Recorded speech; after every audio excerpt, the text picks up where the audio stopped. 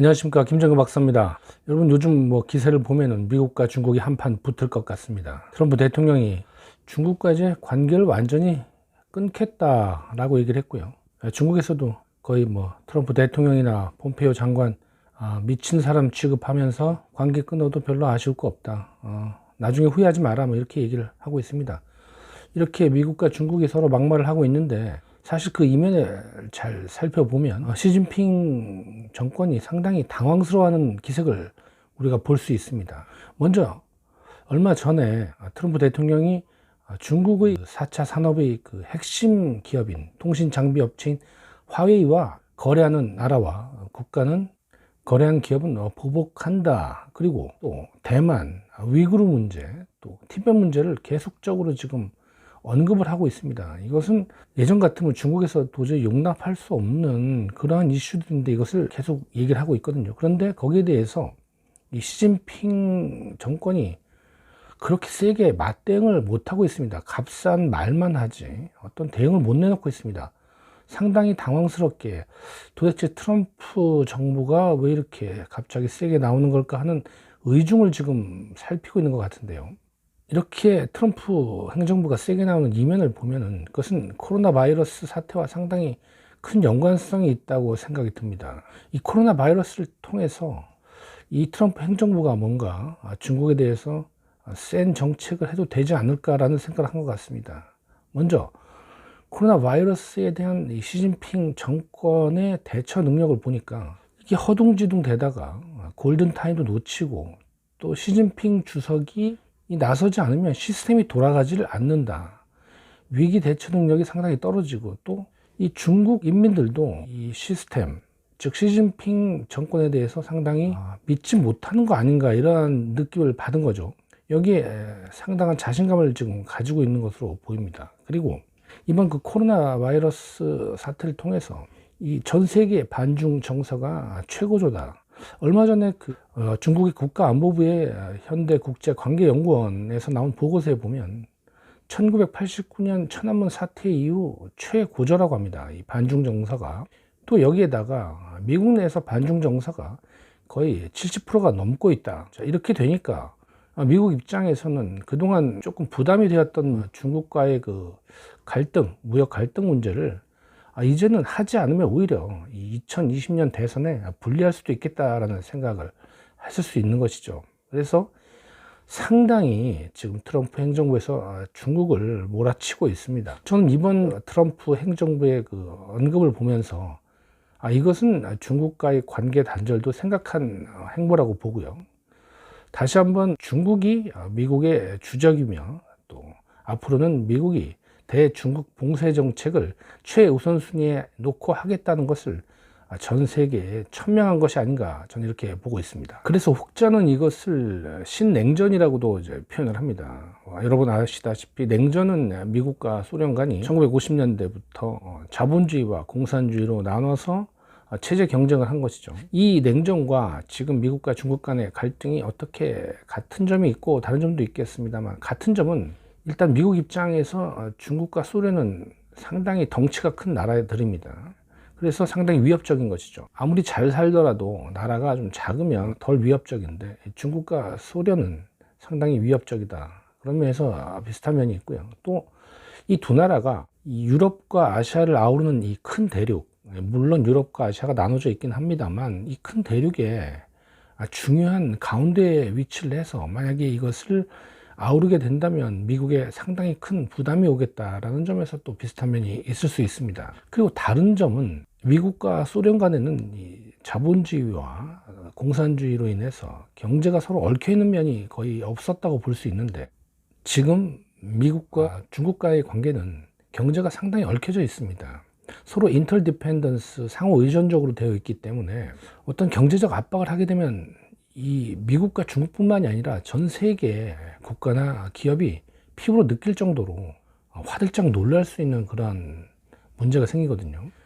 당장 대만의 TSMC라는 반도체 회사가 미국에 공장을 짓고 화웨이와 관계를 끊게 되면 삼성전자는 또 어떻게 되는 것이냐 하면서 상당히 복잡한 문제가 생기는 것이죠. 이러한 것이 좀 냉전과는 다르고, 또 하나는 예전 미국과 소련 간의 냉전에서는 자본주의와 공산주의 체제 간의 경쟁, 그리고 미국과 소련 간의 경쟁이었다고 한다면, 지금은 좀 더 중국 내에서도 시진핑 정권에 초점이 맞춰져 있다. 즉 중국 인민과 또 시진핑 정권과 분리가 돼서 좀 더 세밀하게 시진핑 정권에 초점이 맞춰져 있는 그러한 냉전 상태라고 보시면 될 것 같습니다. 그럼 왜 이렇게 신냉전이 찾아올 정도로 이 미중 간의 관계가 악화가 됐을까? 이것은 이 중국의 그동안의 그 정책 변화를 좀 살펴볼 필요가 있는데요. 중국이 너무 빨리 발톱을 드러낸 것이 아닌가 그렇게 생각이 듭니다.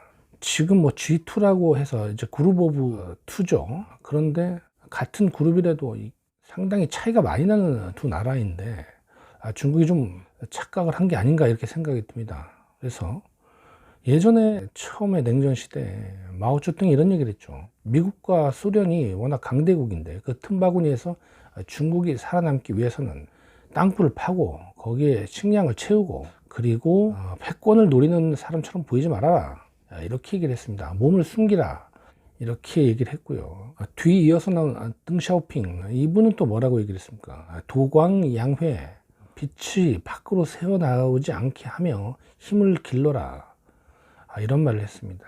중국 역사상 가장 스마트한 지도자가 아니었나 이렇게 생각이 드는데요. 이분이 이 기조를, 도광양회 기조를 한 100년간은 가져가야 한다. 그러나 결국은 이후 40년 만에 드디어 중국이 발톱을 드러냈다. 여기에 미중 간의 갈등의 첫 단초가 있지 않나 이렇게 생각이 듭니다. 그 이후에도 후진타오의 주석은 화평굴기라고 해서 중국이 일어서지만 평화를 유지한 채 온화한 자세를 유지해라, 이렇게 얘기를 했는데, 2013년 3월에 이 시진핑 주석이 들어서면서 내건 슬로건이 1대1로입니다. 유명한 1대1로, 즉 대는 이 대자가 이제 띠를 얘기하는 것이죠.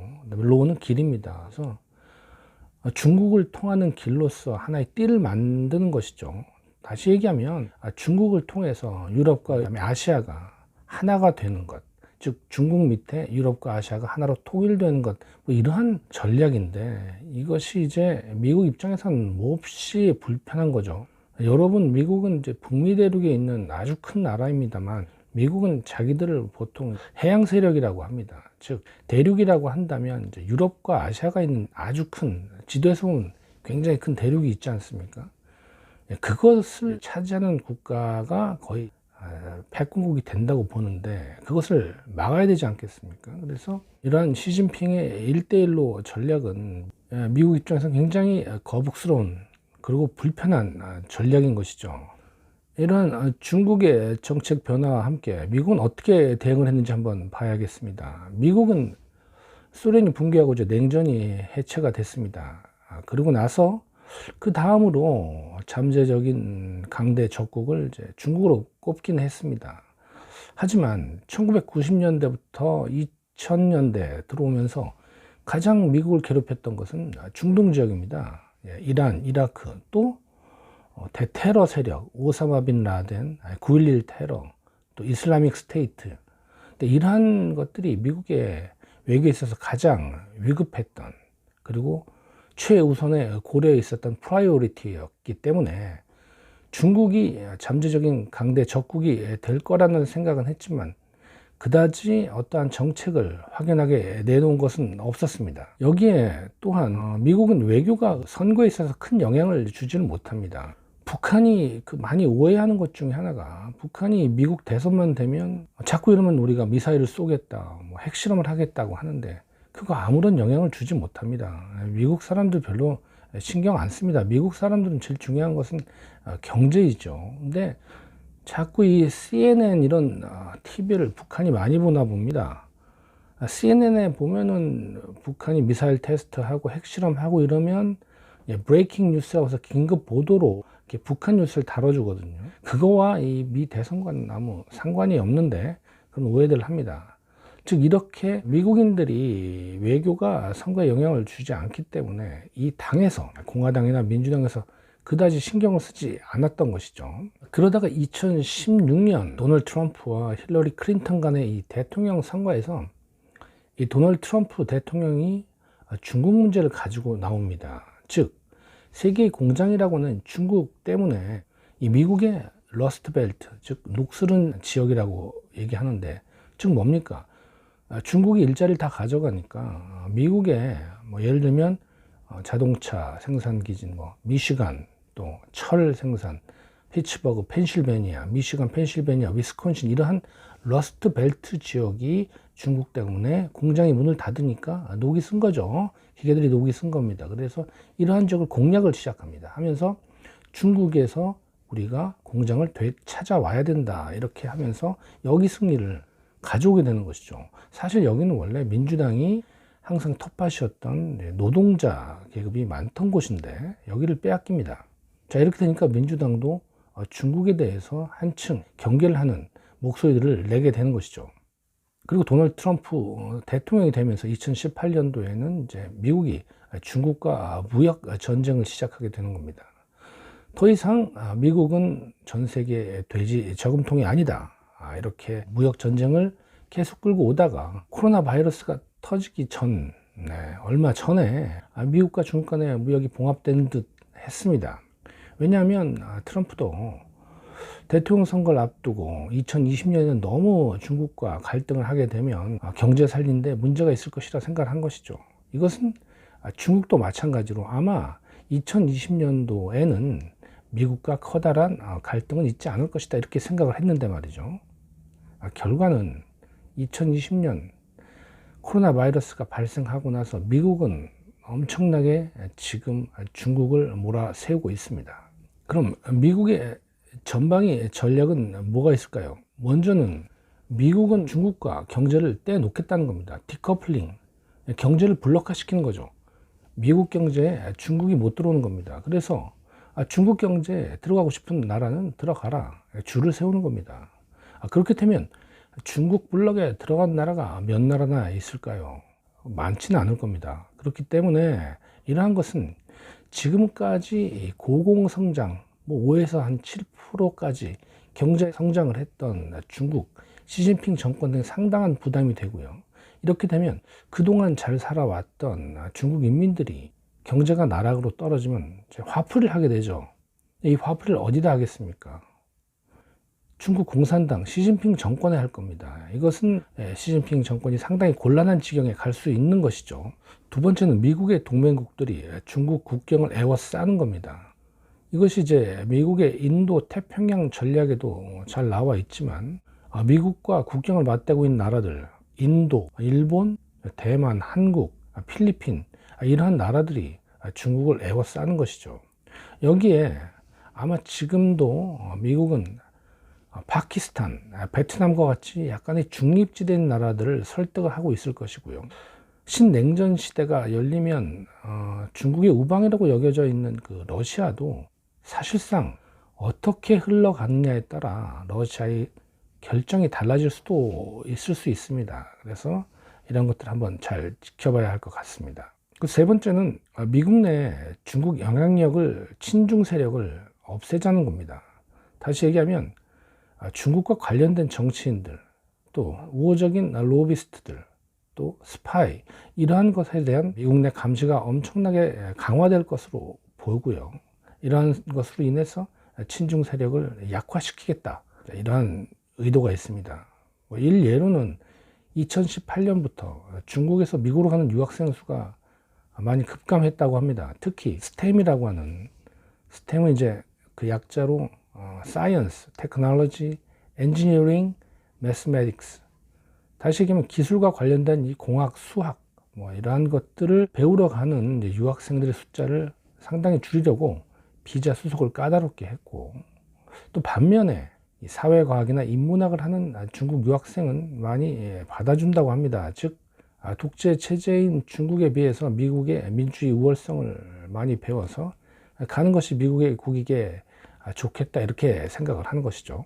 또한 중국에는 중국이 또 갖고 있는 아킬레스건들이 있습니다. 이러한 아킬레스건, 뭐 홍콩 민주화 문제, 대만 독립 문제, 티벳과 위구르족 인권 문제, 이러한 문제들을 아마 지속적으로 외부에서는 서방 자유진영에서, 또 내부적으로는 반 시진핑 인사들에 의해서 시진핑 정권을 힘들게 하지 않을까. 이것이 상당히 시진핑 정권에게는 부담이 될 것이다. 자, 이러한 부담은 중국이 가장 걱정하는 소련과 같은 분열이 일어나지 않을까 하는 그러한 근심을 갖게 되는 것이죠. 또 다른 걱정은 지금은 시진핑 주석이 종신제로 변했습니다. 원래 2022년에 임기가 끝나는 것인데 2018년 3월에 자신이 10년 할 수 있었던 임기를 종신제로 바꿔버렸거든요. 그래서 뭐 시황제라고도 부르지 않습니까? 종신으로 하니까. 이렇게 되면 이거에 불만을 갖고 있는 반 시진핑 세력, 지금까지 정권을 서로 나눠왔던 이 장점인 세력에서 이 기회를 호시탐탐 노리지 않을까라는 추측을 할 수 있는 겁니다.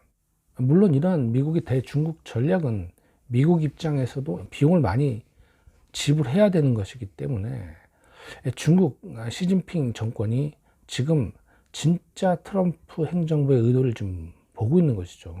그래서 저는 이 시진핑 주석의 앞으로의 대응이 상당히 궁금한데요. 조금 모양이 빠지더라도 미국이 원하는 경제 개방, 투명성을 들어주면서 원만한 타협을 할 것인가, 아니면 그래도 G2의 1인자인 이 시진핑 주석이 절대 무릎 꿇지 않고 체면을 구기지 않고 끝까지 미국에 대항을 할 것인가, 여기에 상당히 주목을 할 수가 있겠습니다.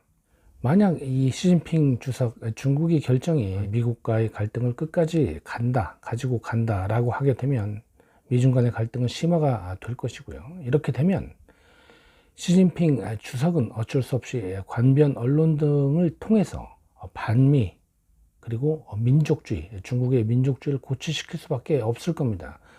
이렇게 되면 미국과 중국 간의 국민들은 돌아올 수 없는 강을 건너게 되는 것이죠.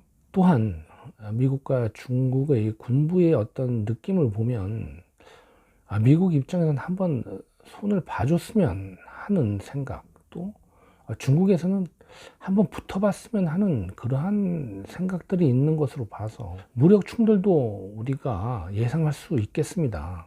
한다면 남중국 어떤 영토가, 어느 나라의 영토가 아닌 남중국해 공해상에서 한 번의 무력 마찰이 있을 수도 있겠다. 이렇게 되면 또한 또 미중 간의 갈등이 또 심화가 될 것으로 보입니다. 그런데 문제는 중국 정치 제도의 장점은 공산당 독재 체제이긴 하지만 나름 집단 지조 체제였죠. 정권을 서로 나누면서 타협을 하고 또 서로가 책임을 공유하면서 어떤 전략적 유연성을 가져갔었는데, 지금은 시진핑 1인 체제이기 때문에 그러한 유연성이 없습니다.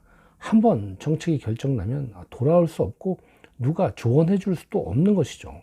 이렇게 되면 미국 입장에서는 정책이 잘못되면 민주주의이기 때문에 선거를 통해서 지도자를 바꾸면 됩니다. 하지만 중국은 잘못될 경우에는 시진핑 정권이 고스란히 그 책임을 뒤집어 써야 되는 것이죠. 그렇게 되면 중국은 생각보다 훨씬 큰 공산당의 미래를 포함한 훨씬 큰 정치적 소용돌이에 휘말릴 수 있다, 이렇게 생각이 듭니다. 앞으로 시진핑 정권의 대응에 주목을 해봐야 될 것 같습니다. 여러분, 오늘 여기까지 하겠습니다. 감사합니다.